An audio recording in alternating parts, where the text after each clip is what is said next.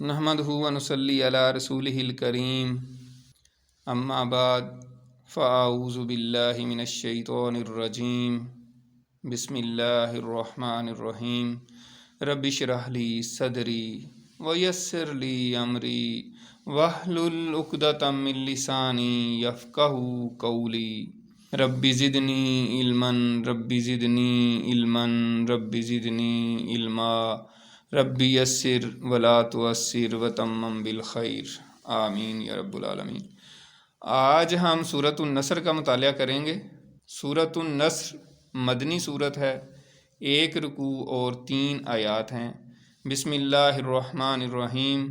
اذا جاء نصر اللہ والفتح ورأیت الناس يدخلون فی دین اللہ افواجا فسبح بحمد ربک واستغفرہ انہ کان توابا۔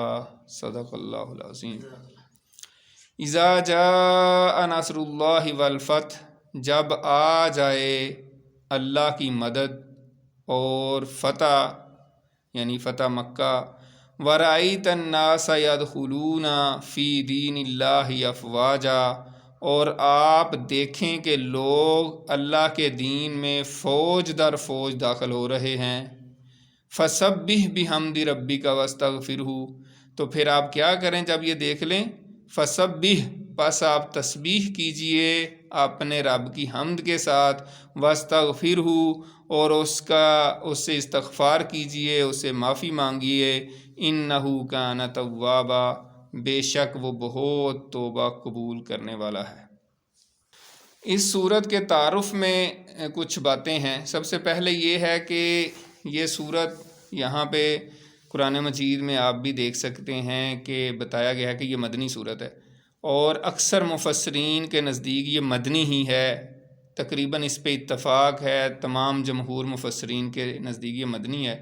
لیکن ہمارے دور کے جو ایک بڑے اسکالر ہیں ڈاکٹر اسرار احمد رحمۃ اللہ علیہ، وہ ان کا موقف یہ ہے کہ یہ مکی صورت ہے، اور وہ صورت انشراح جو ہے اس کے حوالے سے کہتے ہیں کہ جس طرح اس میں اللہ تعالیٰ نے ایک پیشین گوئی فرمائی ہے، اسی طرح کی پیشین گوئی جو ہے نا اس میں ہے، لہٰذا یہ مکی صورت ہے۔ جیسے اس میں فرمایا ہے صورت انشراح میں، فَإِذَا فَرَغْتَ فَانْصَبْ وَإِلَىٰ رَبِّكَ فَارْغَب، یعنی اس میں اللہ تعالیٰ نے فرمایا کہ جب آپ فارغ ہو جائیں تو محنت کیجیے اور اپنے رب کی طرف رجوع لائیے، رغبت کیجیے۔ تو وہ کہتے ہیں کہ یہ بھی مکی صورت ہے، اور اس میں بھی اللہ تعالیٰ نے پیشین گوئی کی ہے کہ جب آپ فارغ ہو جائیں تو اللہ کی طرف رجوع کریں، ٹھیک ہے نا۔ تو اسی طرح اس صورت میں بھی اللہ تعالیٰ یہ کہہ رہے ہیں کہ جب فتح نصیب ہو جائے تو پھر آپ کیا کریں؟ پھر آپ اللہ تعالیٰ کی تسبیح کریں اور اللہ تعالیٰ کی حمد کریں۔ تو یہ ان کا موقف ہے۔ بہرحال جمہور مفسرین کے نزدیک یہ مدنی صورت ہے، اور دوسری بات جو اہم ترین ہے وہ یہ ہے کہ جو لوگ یہ کہتے ہیں، جو مفسرین کہتے ہیں کہ مدنی صورت ہے، اس میں بھی 2 چیزیں ہیں کہ مدنی دور جو ہے وہ بہت لمبا تھا اور 10 سال کا دور تھا، تو اس میں بھی یہ کس دور میں نازل ہوئی اس میں بھی اختلاف ہے۔ بہرحال کچھ مفسرین تو یہی کہتے ہیں کہ یہ حجۃ الوداع میں نازل ہوئی، جیسے حضرت عبداللہ بن عمر رضی اللہ تعالیٰ عنہ کی حدیث ہے ترمذی شریف میں، وہ کہتے ہیں کہ یہ صورت حجۃ الوداع کے موقع پہ نازل ہوئی تھی اور ایام تشریق میں نازل ہوئی تھی۔ لیکن کچھ محققین کہتے ہیں کہ یہ غزوہ خیبر کے بعد نازل ہوئی، اور اس وجہ سے غزوہ فتح مکہ جو ہے وہ اس کے بعد ہوا ہے، تو یہ پیشین گوئی اس میں جو ہے نا درست ہے، یعنی کہ واقعی اس میں پیشین گوئی پائی جاتی ہے۔ یہ موقف ہے یعنی بعض مفسرین کا، اور خاص طور پہ ہمارے ملک کے بہت بڑے اسلامک اسکالر جو ہیں حضرت مفتی تقی عثمانی صاحب، وہ کہتے ہیں کہ زیادہ درست بات یہی ہے۔ تو بہرحال اس میں اختلاف ہے۔ دوسری بات یہ ہے کہ یہ صورت جو ہے قرآن مجید کی سب سے آخری صورت ہے، اور اس پہ بھی تقریباً اتفاق پایا جاتا ہے، اور قرآن مجید کی یہ 114 نمبر صورت ہے ترتیب نزولی کے لحاظ سے، اور ترتیب قرآن مجید کے لحاظ سے ظاہر ہے وہ 110 نمبر ہے جس پہ یہ بھی موجود ہے۔ تو اس میں بھی صورت ایک تو یہ ہے کہ سب سے آخری صورت ہے، اس حوالے سے بھی بخاری شریف کی حدیث ہے، اور حضرت عبداللہ بن عباس رضی اللہ تعالیٰ عنہ نے اپنے کسی شاگرد سے پوچھا کہ آپ کو معلوم ہے کہ قرآن مجید کی سب سے آخری صورت کون سی ہے؟ تو انہوں نے کہا کہ سورۃ النصر ہے۔ تو حضرت عبداللہ بن عباس نے کہا کہ آپ نے درست فرمایا، یعنی انہوں نے کہا کہ بالکل آپ کو صحیح علم ہے۔ اس کے علاوہ جو ہے مطلب اس کے مدنی ہونے کے حوالے سے بات ہو گئی اور اس کے آخری صورت کے ہونے کے حوالے سے بھی بات ہو گئی، لیکن یہ قرآن مجید کی سب سے آخری مکمل صورت جو نازل ہوئی وہ ہے، لیکن اس کے بعد بھی آیات نازل ہوتی رہی ہیں، اور اس پہ پھر بعض مفسرین نے اور محققین نے بتایا ہے، وہ کہتے ہیں کہ اس صورت کے ساتھ ہی سورۃ المائدہ کی آیت نمبر 3 نازل ہوئی تھی، الیوم اکملت لکم دینکم واتممت علیکم نعمتی ورضیت لکم الاسلام دینا، کہ آج میں نے تمہارے لیے تمہارا دین مکمل کر دیا ہے اور آج میں نے اپنی نعمت پوری کر دی ہے۔ تو یہ صورت اور یہ آیت اسی حجۃ الوداع کے موقع پہ نازل ہوئی ہے، اور اس کے 80 دن بعد نبی صلی اللہ علیہ وسلم کی وفات ہوئی ہے اس واقعے کے بعد۔ پھر اس کے بعد ایک صورت اور یہ آیت نازل ہونے کے بعد جب نبی پاک صلی اللہ علیہ وسلم کی باقی زندگی 50 دن کی رہ گئی تو پھر سورۃ النساء کی آیت کلالہ نازل ہوئی، جو سورۃ النساء کی سب سے آخری آیت ہے وہ آیت نازل ہوئی تھی، یعنی حضور پاک کی وفات سے 50 دن پہلے۔ اور پھر اس سے پہلے جب آپ صلی اللہ علیہ وسلم کی زندگی کے 35 دن رہ گئے تو پھر سورۃ توبہ کی آخری 2 آیات جو ہیں لقد جاءکم رسول من انفسکم، یہ آیات جو ہیں وہ نازل ہوئیں۔ اور سب سے قرآن مجید کی آخری آیت جو ہے وہ کون سی ہے؟ وہ ہے واتقوا اللہ یوما ترجعون فیہ الی اللہ، سورۃ بقرہ کی آیت نمبر 281 جو ہے، 281 سورت جو ہے آیت جو ہے وہ سب سے قرآن مجید کی آخری آیت ہے۔ جیسے سب سے پہلی قرآن مجید کی آیت کون سی ہے؟ اقرا بسم ربک الذی خلق، تو اسی طرح سب سے آخری آیت جو ہے نا وہ جو میں نے ابھی بتائی ہے وہ ہے۔ جس طریقے سے یہ میں بتا رہا تھا آپ کو کہ یہ سورۃ النصر سب سے آخری صورت ہے جو مکمل نازل ہوئی، تو آپ سب کو معلوم ہوگا کہ سب سے پہلی صورت کون سی ہے جو پوری نازل ہوئی؟ جو سب سے پوری صورت جو سب سے پہلے نازل ہوئی وہ سورۃ الفاتحہ ہے، یعنی پوری صورت کے حوالے سے سب سے پہلی جو پوری صورت نازل ہوئی ہے وہ سورۃ فاتحہ ہے، اور سب سے آخری صورت جو نازل ہوئی ہے وہ سورۃ النصر ہے۔ اسی طرح جو سب سے پہلی آیت نازل ہوئی ہے، آیات نازل ہوئی ہیں پوری صورت کی بجائے، وہ سورہ جو ہے نا اقرا، جس کو ہم کہتے ہیں اقرا بسم ربک الذی خلق، وہ ہیں آیات سب سے پہلے وہ نازل ہوئی تھیں، اور سب سے آخری آیت جو ہے قرآن مجید کی وہ سورۃ البقرہ کی آیت نمبر 281 ہے، واتقوا یوما ترجعون فیہ الی اللہ، کہ اللہ تعالیٰ سے ڈرو اس دن جس دن اس کے تم طرف لٹائے جاؤ گے۔ تو یہ اس کا جو ہے مطلب اس کا تعارف ہے سورت کا۔ اس کے بعد اکثر صحابہ کرام کو بھی پتہ چل گیا اور مفسرین نے اس کو ریکارڈ بھی کیا ہے، بیان بھی کیا ہے، کہ اس صورت میں اصل میں نبی اکرم صلی اللہ علیہ وسلم کی وفات کا ذکر ہے۔ جب کسی کا مشن مکمل ہو جاتا ہے تو اس کو پھر اس طرح کی بات کہی جاتی ہے، تو کچھ صحابہ کرام کو سمجھ آ گئی تھی، تو اس حوالے سے مفسرین نے جو مختلف واقعات بیان کیے ہیں احادیث کی کتابوں میں، تو اس میں سب سے پہلے جو ہے وہ یہ ہے کہ نبی اکرم صلی اللہ علیہ وسلم پر جب یہ صورت نازل ہوئی تو آپ صلی اللہ علیہ وسلم نے صحابہ کرام میں یہ پڑھ کے سنائی، جس میں حضرت ابو بکر، حضرت عمر اور بھی صحابہ تھے، حضرت عباس رضی اللہ تعالیٰ عنہ بھی، تو سارے صحابہ خوش ہوئے کہ اس میں بڑی بشارت ہے کہ اللہ تعالیٰ کی مدد ملے گی اور ہمیں فتح نصیب ہوگی اور لوگ اسلام میں داخل ہوں گے۔ تو حضرت عباس رضی اللہ تعالیٰ عنہ نے یہ صورت سن کے رونا شروع کر دیا۔ اب سارے صحابہ بھی دیکھ رہے ہیں کہ یہ کیوں رو رہے ہیں، تو نبی اکرم صلی اللہ علیہ وسلم نے ان سے پوچھا کہ آپ کیوں رو رہے ہیں؟ تو انہوں نے کہا کہ اس میں تو آپ کی وفات کی خبر ہے۔ تو آپ صلی اللہ علیہ وسلم نے فرمایا کہ ہاں بالکل ایسا ہی ہے۔ اور اسی طرح ایک اور واقعہ بھی کسی اور موقع پہ حضرت ابو بکر صدیق رضی اللہ تعالیٰ عنہ جو ہے، آپ صلی اللہ علیہ وسلم نے اس طرح فرمایا کہ اللہ تعالیٰ نے ایک بندے کو آپشن دیا ہے کہ وہ اگر اور زندہ رہنا چاہے یا وہ اللہ کے پاس جانا چاہے تو اس بندے نے اختیار کر لیا اللہ کے پاس جانا، تو حضرت ابو بکر صدیق رضی اللہ تعالیٰ عنہ رونا شروع ہو گئے، اور باقی صحابہ کرام پریشان ہو رہے تھے کہ ان کو کیا ہوا ہے، مطلب یہ اس میں تو کسی بندے کی بات ہو رہی ہے۔ تو حضرت ابو بکر کو سمجھ آ گئی تھی۔ تو اسی طرح کا واقعہ بخاری شریف میں حضرت عمر رضی اللہ تعالیٰ عنہ کا اور حضرت عبداللہ بن عباس رضی اللہ تعالیٰ عنہ کا بھی بیان کیا گیا ہے۔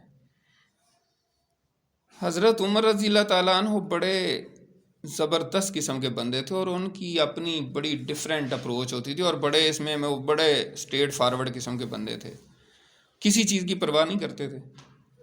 تو وہ جب بھی کوئی میٹنگ کرتے تھے، اہم کوئی معاملات میں مشاورت کرتے تھے، تو ظاہر ہے سینئر جو صحابہ تھے، بدری صحابہ وہ ہیں جن کا صحابہ میں سب سے اونچا درجہ تھا، یعنی سمجھ لیں کہ سب سے اعلیٰ صحابہ کی جو لاٹ تھی نا، وہ بدری صحابہ کہلاتے ہیں، سابقون الاولون ایک طرح سے ان کو کہتے ہیں۔ اس کے بعد پھر درجہ بدرجہ جنہوں نے غزوہ بدر میں حصہ نہیں لے سکے کسی وجہ سے، وہ اب بدری صحابہ نہیں، ان کا وہ لیول نہیں تھا جو بدری صحابہ کا تھا۔ تو حضرت عمر رضی اللہ تعالیٰ عنہ اپنی اہم معاملات میں بدری صحابہ کو بلاتے تھے، تو حضرت عبداللہ بن عباس کو بھی ساتھ بلاتے تھے، ان کو بھی اپنی میٹنگ میں بلاتے تھے، جو کہ باقی صحابہ کے بچوں کے برابر تھے۔ یعنی جب غزوہ بدر ہوا ہے اس وقت حضرت عبداللہ بن عباس جو ہے نا، وہ بالکل چھوٹے سے لڑکے تھے، اور ان کی عمر زیادہ نہیں تھی، حضرت حسن اور حضرت حسین سے کوئی 3-4 سال بڑے تھے یہ۔ اور جب صحابہ کرام سارے ہجرت کر کے آئے تھے تو یہ مکہ میں ہی رہ گئے تھے، اس وقت بھی بچوں میں شامل تھے۔ تو جب حضرت عمر رضی اللہ تعالیٰ عنہ کو ان کو بلاتے تھے اپنی میٹنگ میں، تو کچھ سینئر صحابہ نے اعتراض کیا کہ آپ یہ بچے کو، مطلب نوجوان سا لڑکا بزرگوں میں آپ بلا لیتے ہیں، تو یہ تو صحیح نہیں ہے۔ تو بعض محدثین نے بیان بھی کیا ہے، ایون کہ امام بخاری نے بتایا بھی ہے، وہ جو ہے نا اعتراض کرنے والے زیادہ جو ہے نا حضرت عبد الرحمن بن عوف تھے۔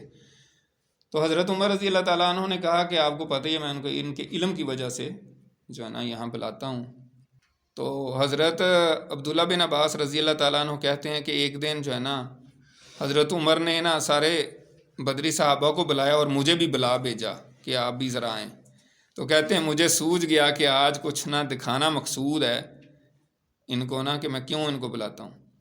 تو حضرت عمر رضی اللہ تعالیٰ عنہ نے یہی صورت پڑھی، اذا جاء نصر اللہ والفتح، اور صحابہ سے پوچھا کہ اس سے آپ کیا مراد لیتے ہیں، آپ کو کیا سمجھ آئی ہے؟ تو صحابہ کرام زیادہ تر نے کہا کہ اس میں اللہ تعالیٰ نے اپنی مدد کی بشارت دی ہے، فتح کی بشارت دی ہے، اور لوگ اسلام میں داخل ہوں گے، اور ہمیں حکم دیا گیا ہے کہ اللہ کی تسبیح کریں، استغفار کریں۔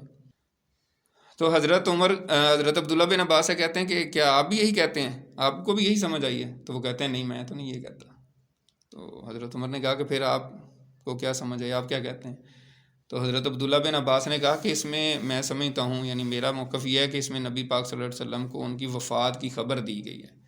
تو حضرت عمر نے کہا کہ بالکل میں بھی یہی سمجھتا ہوں، اور پھر باقی صحابہ سے کہا کہ آپ مجھ پہ ایسے ہی مجھے اعتراض کرتے ہیں، تو آپ نے دیکھ لیا نا۔ تو اس طریقے سے انہوں نے ثابت کیا، یعنی حضرت عمر کا بھی موقف یہ تھا کہ اس میں بھی نبی اکرم صلی اللہ علیہ وسلم کی وفات کی خبر دی گئی ہے۔ اسی طرح حضرت ام حبیبہ رضی اللہ تعالی عنہا، جو آپ صلی اللہ علیہ وسلم کی بیوی تھیں، ام المومنین تھیں، تو ان سے روایت ہے کہ جب یہ صورت نازل ہوئی تو نبی اکرم صلی اللہ علیہ وآلہ وسلم نے، جب آپ کو پتہ چل گیا کہ اس میں اللہ تعالیٰ نے مجھے یعنی وفات کی خبر دے دی ہے، تو حضرت فاطمہ رضی اللہ تعالیٰ عنہ کے کان میں بعض روایات میں آتا ہے کہ آپ ان کو بتایا، حضرت فاطمہ رضی اللہ تعالیٰ عنہ کو، کہ اللہ تعالیٰ نے مجھے یہ خبر دی اور اب میرا وقت قریب ہے۔ تو حضرت فاطمہ رضی اللہ تعالیٰ رونا شروع کر دیا انہوں نے۔ تو پھر نبی اکرم صلی اللہ علیہ وسلم نے کہا کہ کیا آپ اس بات پر خوش نہیں ہیں کہ آپ میرے بعد میرے خاندان میں سے سب سے پہلے آپ میرے پاس آئیں گی؟ تو ایسا ہی ہوا تھا۔ ویسے 6 ماہ بعد حضرت فاطمہ رضی اللہ تعالیٰ عنہ بھی آپ کے وفات پانے کے بعد جو ہے نا فوت ہو گئی تھی۔ اور دوسری روایات میں آتا ہے کہ آپ نے فرمایا تھا کہ کیا آپ اس بات پہ خوش نہیں ہیں کہ آپ جنت کی عورتوں کی سردار بن جائیں؟ تو اس پہ آپ رضی اللہ تعالیٰ عنہ خوش ہو گئی تھیں۔ تو یہ بھی اس حوالے سے بیان کیا جاتا ہے۔ باقی اس صورت کے ضمن میں ایک واقعہ ہے جو ضمناً اصل میں ہے لیکن قرآن مجید کی شان اور اس کی اعجاز کے حوالے سے ہے۔ ڈاکٹر حمید اللہ ہمارے پاکستان کے ایک بہت بڑے محقق فوت ہو گئے ہیں، انہوں نے بڑی ریسرچ کی ہے اور انٹرنیشنل ریسرچر تھے۔ انہوں نے فرانس میں تقریباً 50 سال سے زیادہ اسلام کی تبلیغ کی ہے، اور فرینچ بھی انہوں نے سیکھی، جرمن بھی سیکھی، اور اس میں انہوں نے کتابیں بھی لکھی ہیں فرانسیسی میں، جرمن میں، انگریزی میں، اور بہت زیادہ لوگوں کو انہوں نے مسلمان بھی کیا ہے۔ بعض جو ہے نا محققین اور اسلامک اسکالرز کہتے ہیں کہ ان کے ہاتھ پہ اسلام قبول کرنے والوں کی ایوریج جو ہے نا وہ ایک دن میں 2 مسلمان بنتی ہے، یعنی بہت زیادہ لوگ اسلام قبول کیا۔ تو وہ جو بھی کوئی بندہ اسلام قبول کرتا تھا اس سے پوچھتے تھے کہ آپ نے کس وجہ سے اسلام قبول کیا ہے، اس کی ریزن کیا ہے۔ تو اسی طرح ایک بندہ ان کے پاس آیا جو کہ فرانس کا بہت بڑا موسیقار تھا، تو جب اس سے انہوں نے پوچھا تو اس نے کہا کہ میں ایک اس طرح یعنی کسی کے دفتر خارجہ وغیرہ میں گیا ہوا تھا، تو وہاں پہ کچھ لوگ سن رہے تھے، تو میں نے کہا کہ یہ کس کی میوزک ہے۔ یہ بندہ جو ہے یہ فرانس کا سب سے بڑا موسیقار تھا اور دھنوں کا ماہر سمجھا جاتا تھا، ایکسپرٹ یعنی کہ جو ہوتا ہے نا ہائی لیول کا۔ تو کہتا ہے میں نے لوگوں سے پوچھا یہ کس کی دھنیں ہیں، تو لوگوں نے مجھے کہا کہ خاموش ہو جائیں۔ کہتا ہے تھوڑی دیر بعد پھر میں نے پوچھا کہ یار یہ کس کی دھن ہے، میں بڑا متاثر ہو رہا تھا کہ یہ تو بڑی ہائی لیول کے، میں تو ایکسپرٹ ہوں اس فیلڈ کا، لیکن یہ تو میں کہتا ہوں کہ بہت ہی کوئی ایکسپرٹ ہے، اس میں تو کوئی خامی نہیں ہے۔ تو کہتے ہیں کہ میں نے پھر پوچھا، پھر لوگوں نے مجھے خاموش کرا دیا۔ تو کہتے ہیں جب وہ بند ہوئی جو بھی لگا ہوا تھا تو میں نے پوچھا، تو انہوں نے کہا بھائی یہ قرآن مجید کی تلاوت ہو رہی تھی، یہ دھنیں نہیں ہیں، تو یہ آپ جو ہے نا اس لیے خاموش ہونے کا حکم ہے۔ پھر کہتے ہیں کہ میں جو ہے نا مسلمان ہونے کے لیے آ گیا یا مسلمان ہو گیا۔ تو ڈاکٹر حمید اللہ صاحب نے اس کو پھر سمجھانے کے لیے، قرآن سکھانے کے لیے ایک اسٹوڈنٹ جو تھا ان کا پی ایچ ڈی کا، ظاہر ہے ان کے ساتھ اور بھی اسٹوڈنٹ بھی اٹیچ تھے، الجزائر کا اسٹوڈنٹ تھا جس طرح انہوں نے بتایا۔ تو وہ جو ہے نا اس کو ڈاکٹر حمید اللہ نے کہا کہ یار اس کو قرآن سکھانا شروع کریں۔ تو وہ سکھا رہے تھے، جب اس صورت پہ پہنچے نا تو جس طرح ہم پڑھتے ہیں عام طور پہ آج کل ہم بھی ایسے ہی پڑھتے ہیں، تو وہ لڑکا بھی ویسے ہی پڑھ رہا تھا جیسے ہم پڑھتے ہیں اذا جاء نصر اللہ والفتح ورأیت الناس يدخلون فی دین اللہ افواجا فسبح بحمد ربک واستغفرہ انہ کان توابا۔ اب وہ جو موسیقار تھا وہ کہہ رہا تھا کہ آپ ٹھیک نہیں پڑھ رہے، اس میں کچھ گیپ ہے، یہ آپ ٹھیک نہیں پڑھ رہے، اس میں کچھ کمی ہے، میری دھنوں کے مطابق نہیں یہ بیٹھ رہا۔ تو وہ پریشان ہو گیا، اس نے آ کے ڈاکٹر حمید اللہ صاحب سے کہا کہ آپ نے کیسے بندے کو دے دیا، وہ قرآن میں شک کر رہا ہے، یہ ہے وہ ہے۔ تو وہ کہتے ہیں میں بھی بڑا پریشان ہو گیا، تو میں نے اس سے پوچھا کہ کیا ہے، اس نے بتایا جی یہاں پہ مجھے کوئی گڑبڑ نظر آتی ہے، میری دھنوں کے مطابق نہیں ہے۔ تو کہتے ہیں اچانک سے میرے ذہن میں جیسے چپکے سے، کہتے ہیں اچانک سے میرے سامنے وہ بچپن کا سین آ گیا کہ ہم یہاں جب پڑھتے تھے تو ہمارے استاد ہمیں چھڑی مارتے تھے کہ یہاں پہ افواجا نہیں پڑھنا، کیونکہ یہاں پہ آیت کے اوپر لا ہے اور یہاں وقف نہیں کرنا، ملا کے پڑھنا ہے افواجن فسبح بحمد ربک واستغفرہ۔ کہتے ہیں میں نے ایسے پڑھا تو اس نے اچھلنا شروع کر دیا اور مجھے اٹھا کے مجھے چومنا شروع کر دیا اور کہا ہاں یہی ہے بالکل صحیح پڑھا ہے آپ نے۔ تو ابھی آپ دیکھیں میرے سامنے تو جو قرآن مجید کا نسخہ ہے اس پہ بھی اس آیت پہ لا ہی لکھا ہوا ہے۔ تو یہ بھی یعنی قرآن مجید کی ایک اعجاز کی بہرحال واقعہ ہے۔ تو تفسیر شروع کرتے ہیں، بسم اللہ الرحمن الرحیم۔ اذا جاء نصر اللہ والفتح، جب آ جائے اللہ کی مدد اور فتح نصیب ہو جائے۔ فتح سے یہاں اکثر مفسرین نے فتح مکہ لی ہے، یعنی مکہ جب فتح ہو جائے، لیکن کچھ مفسرین نے جیسے مولانا مودودی ہیں یا اور بھی کچھ مفسرین ہیں وہ کہتے ہیں کہ اس سے فتح مکہ ہی مراد نہیں ہے، اور بھی جو مسلمان فتوحات کریں گے وہ فتح مراد ہیں، یعنی ساری فتح جتنے بھی مسلمان بعد میں بھی کرتے رہیں۔ اور نصر اللہ، اللہ کی مدد سے کیا مراد ہے؟ اللہ کی مدد سے مراد یہ ہے کہ اتنا بڑا شہر اور جو کفار کا مشرکین کا گڑھ تھا وہ اللہ تعالیٰ نے کس طریقے سے مسلمانوں کی جھولی میں ڈال دیا، ایک طرح سے وہ ایک طرح سے اللہ کی مدد ہے۔ تو مکہ کیسے فتح ہوا اس کے اوپر ہم بات کرتے ہیں۔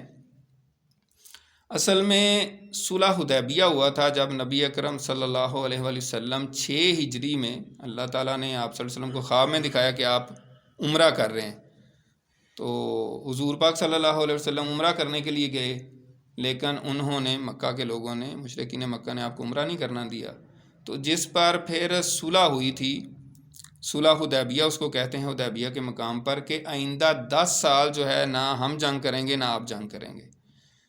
تو جنگ کی جو بھی شرائط تھیں، باقی یہ ہے کہ وہاں پہ جو باقی قبائل تھے ان کو بھی یہ کہا گیا تھا کہ جو بھی قبیلہ جس کے ساتھ شامل ہونا چاہے وہ شامل ہو سکتا ہے۔ جیسے بڑی پارٹیاں ہوتی ہیں، جیسے پاکستان میں 2 بڑی پارٹیاں، پیپلز پارٹی ہے اور نون لیگ ہے فار ایگزامپل، تو چھوٹی پارٹیاں پھر جس کے ساتھ سمجھتی ہیں اس کے ساتھ اتحاد بنا لیتی ہیں۔ تو یہ بڑی پارٹیاں تھیں اہل مکہ اور مسلمان، یہ بڑے یعنی کہ گروہ بن چکے تھے، بڑی پارٹیاں تھیں۔ تو باقی جو چھوٹے چھوٹے قبائل تھے ان کو یہ آپشن دیا گیا کہ جس کے ساتھ کوئی اتحاد کرنا چاہے کر لے۔ تو اس میں بنی بکر ایک قبیلہ تھا جنہوں نے قریش مکہ کے ساتھ، مشرکین مکہ کے ساتھ اپنا اتحاد کیا، الائنس بنایا، اور اسی طرح دوسرا قبیلہ تھا بنو خزاع، انہوں نے مسلمانوں کے ساتھ جو ہے نا اپنا اتحاد بنایا۔ بنو خزاع کی بہرحال لمبی سٹوری ہے، یہ بنو ہاشم کے ساتھ جو ہے نا ان کے پرانے تعلقات تھے۔ بیسیکلی بنو ہاشم یعنی آپ صلی اللہ علیہ وسلم کے دادا کے بھی پڑدادا جو ہیں قصی بن کلاب جو ہیں، وہ ان کی شادی اصل میں بنو خزاع قبیلے میں ہوئی تھی۔ تو اس وقت سے ان کا تعلق جو ہے نا وہ چلتا آ رہا تھا۔ تو اسی وجہ سے بنو خزاع نے حضور پاک صلی اللہ علیہ وسلم کے ساتھ بیسیکلی ذاتی طور پہ کہ یہ ہمارا قبیلہ ہے، تو اس وجہ سے بنو ہاشم کے ساتھ ایک طرح سے الائنس بنایا تھا۔ تو ہوا یہ کہ جو ہے نا بنو بکر نے، بنو خزاع والے ایک کنویں پہ کہیں پانی شانی کھینچ رہے تھے پانی پینے کے لیے، تو انہوں نے اچانک جا کے ان پہ حملہ کر دیا، اور اس میں جو مشرکین مکہ کی طرف سے بھی کچھ نوجوانوں نے حصہ لیا، جو بعد میں پتہ چلا ان کو، خاص طور پہ ابو جہل کے بیٹے اکرمہ اور صفوان بن امیہ وغیرہ اس طرح کے نوجوانوں نے۔ تو ظاہر سی بات ہے اس میں انہوں نے معاہدہ توڑ دیا۔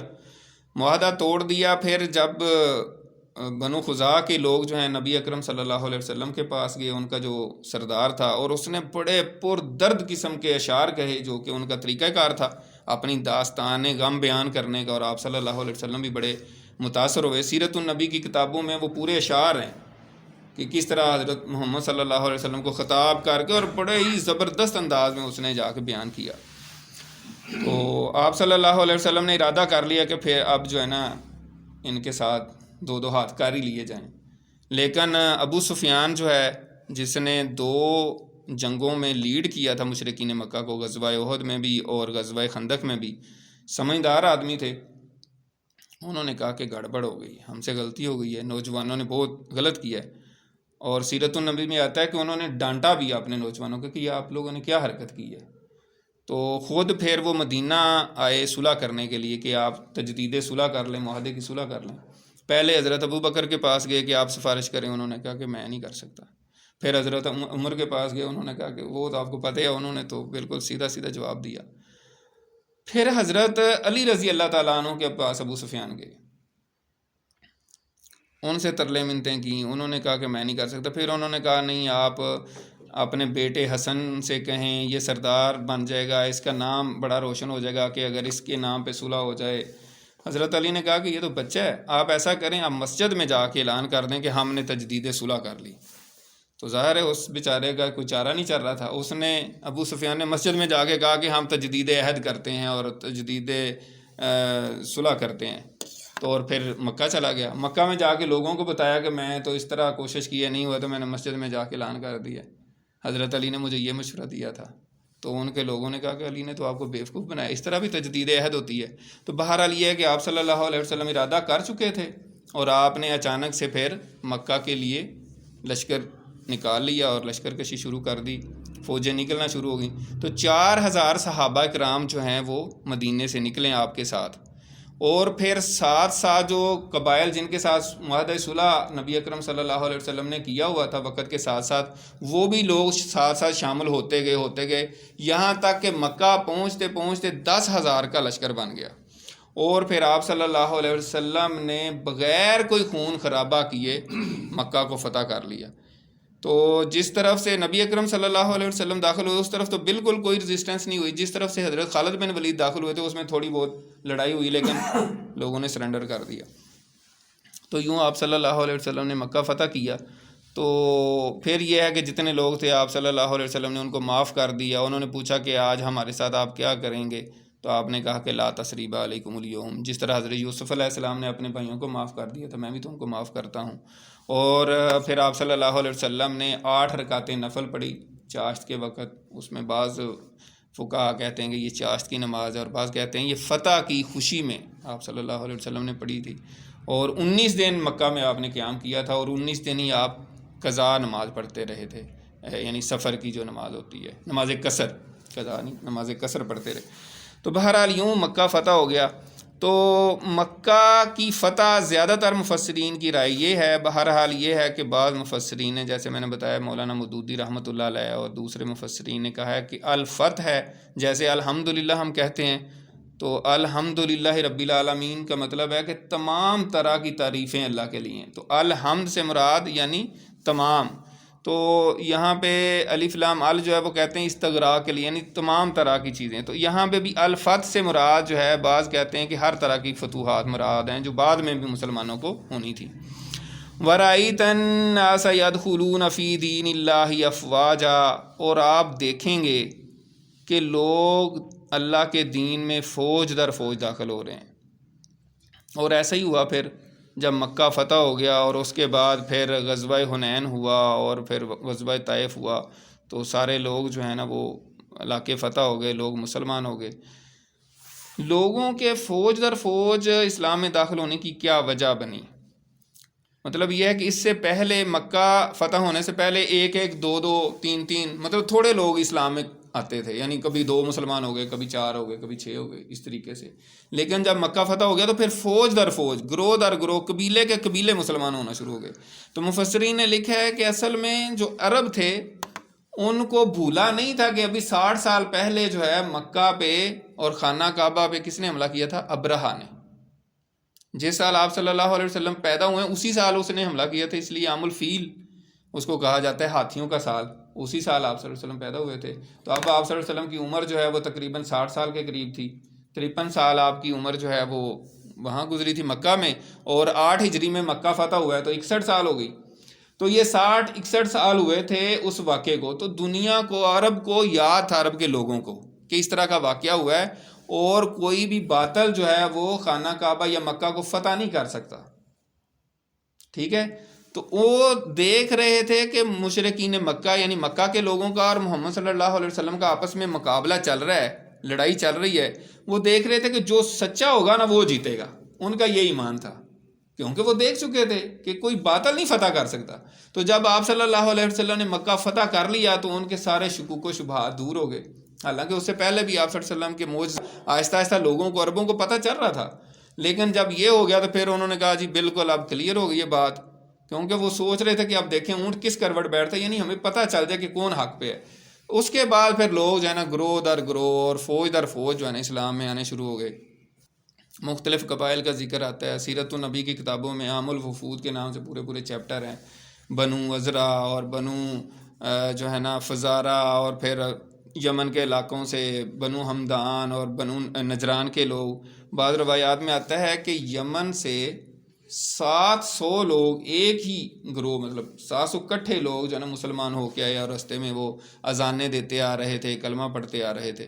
اس طرح مختلف قبائل کے لوگ آتے تھے آپ صلی اللہ علیہ وسلم کے پاس، دین سیکھتے تھے اور پھر واپس چلے جاتے تھے.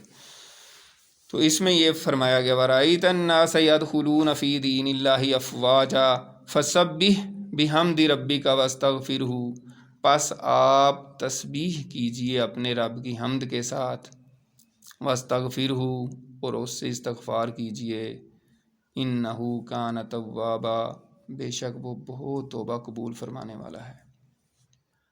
بڑی اہم آیت ہے، اور جب اتنا بڑا انقلاب برپا کر دیا، پورا عرب مسلمان ہو گیا، اتنا بڑا انقلاب، اور اللہ تعالیٰ کہہ رہے ہیں کہ آپ اللہ کی تسبیح بیان کریں اور استغفار کریں، بڑی سوچنے کی بات ہے.